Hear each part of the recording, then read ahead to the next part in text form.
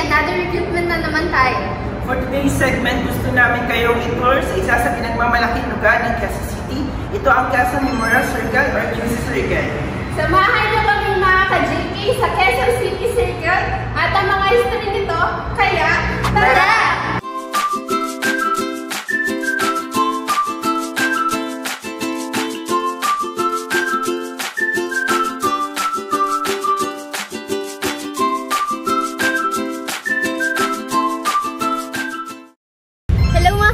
So, nandito na tayo ngayon sa entrance ng Quezon City Circle.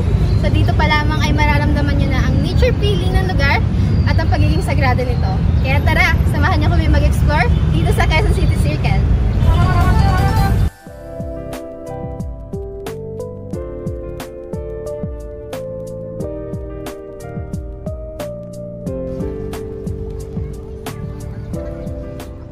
Alam mo ba na dito rin nakalagak ang labi ng dating Presidenteng Manuel L. Quezon, naging Presidente ng Pilipinas at kilala rin sa tawag na Ama ng Kasarilang Pilipino at Ama ng Republika ng Pilipinas. Dito sa Quezon City Circle, madaming iba't ibang pwedeng puntahan. Isa na rito ang The Peace Bell. Tinanggap ng Pilipinas ang bell na ito noong 1994 at patuloy na inaalagaan at dinarayo ang lugar na ito. Sinasabi ang bell or kampana ay sumisimbolo sa tunog ng kalikasan at madalas makita sa simbahan. Isa rin sa mga dinarayang lugar dito sa Quezon City Circle ay ang jogging area. Ito ay may habang 300 to 500 meters at sa gitna nito ay nakalagak ang labi ng dating Pangulo Manuel L. Quezon. Ay, grabe dito sa Quezon City Circle. Wala pa sa kalahatyang nalilibot natin. May kainan ba dito at makapag-almusal? Oo naman, maraming kayo nandito. Tara, punta natin. Tara! Tara!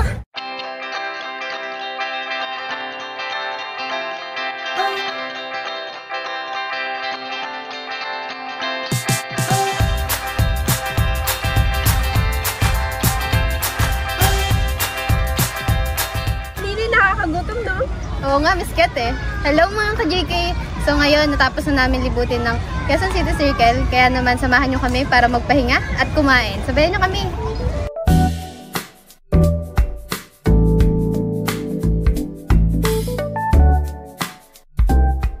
A few minutes later. Ay, grabe. Ang sarap ng pagkain dito. Nakakabusog. Kayo din ba, Sir Ethan, Miss Edie? Oo nga eh, sobrang busog ako. Alam mo ba, napansin ko, ang daming pamilya nandito, no? So bukod sa mga pagkain, marami din mga activities na pwedeng mag-enjoy ang buong pamilya. Oo nga eh. At saka, ang ganda ng lugar. Kasi makikita mo talaga yung paligid kung paano umuunlad ang Quezon City. At alam nyo rin ba, na dahil sa umuunlad na ekonomiya ng Quezon City, ay unti-unti na rin tumataas ang oportunidad para sa mamamayang Pilipino dito sa Quezon City. Alam nyo rin ba na sa JK Network Services, connected sila sa more than 800 global companies dito sa Pilipinas, and iilan dito is located sa Quezon City na open din sa mga IT at engineering professionals. Oo nga, Sir Ethan.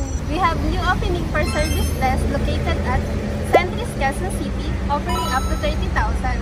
They are looking for 6 months experience in troubleshooting with hardware and software account. Yes, Ms. Kat. Actually, aside from our opening for service desk, we also have opening for .NET developer. So this company is IT company located at UP Techno Hub. So they're looking for someone who has experience at least 1 year and above experience. And the good thing is, for the salary, they can offer 50 to 100,000. We have additional opening located in UP Techno Hub. This is an IT company currently looking for someone who has 3 years above experience. So this is open for mid to senior level and someone who has background for PHP and Java. The company is currently a hybrid setup and the company can offer 50 to 120,000 pesos. We have also opening for IT Selenium software tester located in Eastwood, Quezon City. The company offering up to 80 to 120,000 and their work setup is hybrid. Sabi no, ang dami pa ng IT openings dito sa Quezon City. Oo, pero alam mo ba, hindi lang naman limited yung opportunity natin para sa mga IT professional. Meron din tayong mga opening para sa mga engineering fields. Oo nga, Sir Ethan. Madami tayong opening and interesting. Pwede mo bang i-discuss yun? Oo naman ma'am, bakit hindi? First opening natin is for sales. Someone who has experience in HVAC or any technical sales, the company can offer 30,000 pesos and located siya sa Quezon City. Pangalawa, we have the same opening located in Quezon City for CAD operator. So they're looking for someone who is engineering graduate, at least 1 year in experience. For the salary, they are offering at least 20 to 30,000. And for the third opening, we have electrical foreman and welder located on Commonwealth, Quezon City, and the salary is open negotiable. And if you're interested to our openings that we have discussed, feel free to apply and send your resume to our email address. If you are outside Metro Manila, no worries, we also have openings for you. You can check our website for more openings. Thank you so much for watching our vlog. Don't forget to like, share, and comment our YouTube channel account. Thank you so much for watching! Bye!